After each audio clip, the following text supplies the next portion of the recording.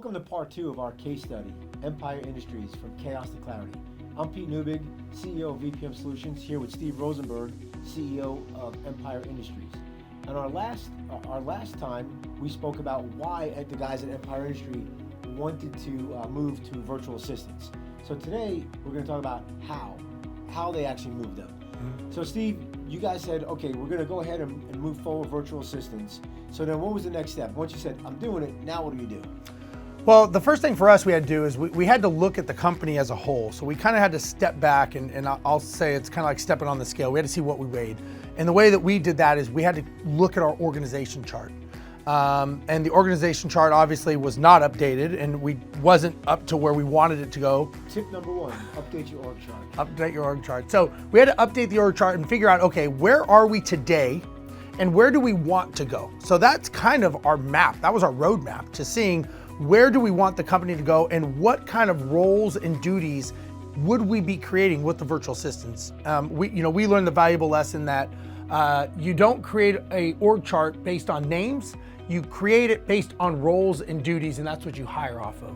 We also knew that we were going to get 2 to 3 people for each person that we were going to hire or unfortunately let go at Empire. So it wasn't just a one-to-one relationship. So now we were creating 3 or maybe 4 roles for each person that we lost. So then we had to determine, do we want to stay in the structure that we have or create a new structure? Right, yeah. Then the next thing what we did is we looked at what was giving us the biggest pain points, right? What part of the organization was giving us the biggest pain points? And if you remember, back then, it was maintenance. Yep. Right, so we knew maintenance was giving us the biggest pain points. So then we decided to go through that process and decided, when we went through that process, we wrote down everything that we thought a virtual assistant could do or that we could train them to do. Right, I remember that, when we went through the process, we realized that one of the reasons maintenance was such a pain point is there was so many hands in it. There were so many touches. And there were so many variables we couldn't control. A vendor not showing up, a tenant not being home, an owner not paying. But everyone would, at the end of the day, they would look at us and ask, why not? Why wasn't something done? And we realized because so many people were not talking to each other, that was the biggest challenge as to why things weren't done. I remember we looked and, we saw how many open tickets we had over 120 days and we were like, who's responsible for this? And nobody was, because we didn't make anyone responsible because no one knew. Or the property manager was already stressed out. Yeah. And would fall behind and can never catch up. Yeah, exactly. Right? And so they're just on this perpetual treadmill, never going anywhere. Yeah.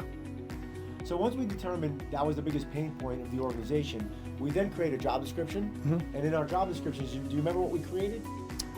Well, I remember you created, I remember the 3 things that you created was the job role, the position contract, the KPIs, and the roles and duties that they would be responsible for. And the personality profile. And the personality profile, yeah, I do, yeah. And so we we made sure that we had an explicit job role.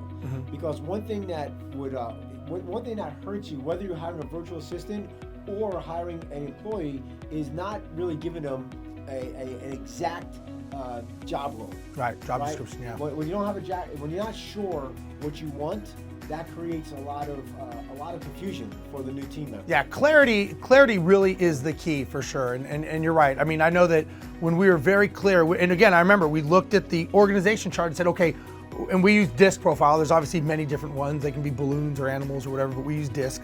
But I remember looking and saying, okay, what DISC is this role?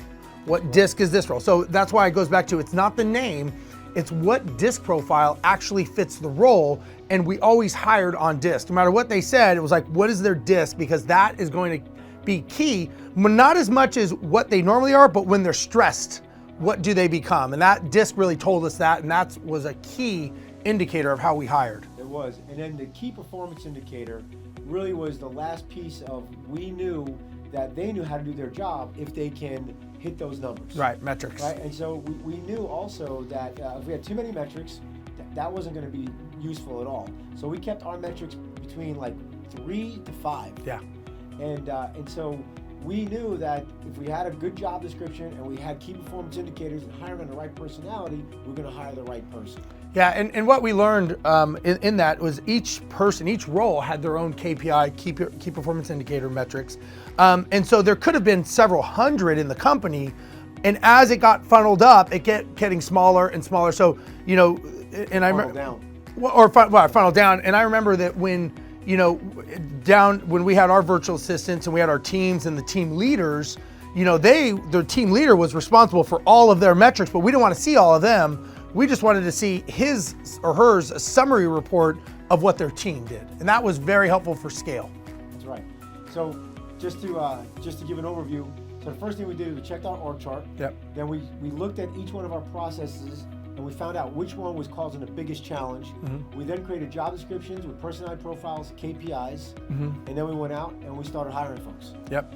And the funny thing happened is we were going to hire one, remember? Yeah. How many did we end up hiring the first go round? I think 4. We ended up hiring 4. Yeah. 2 in maintenance and 3 in maintenance and 1 in property accounting. Yep. And that we're going to tell you how we induct them. Is that a word? Indoctrinated. Indoctrinated them. That's a big word. In our next video. See you in the next one.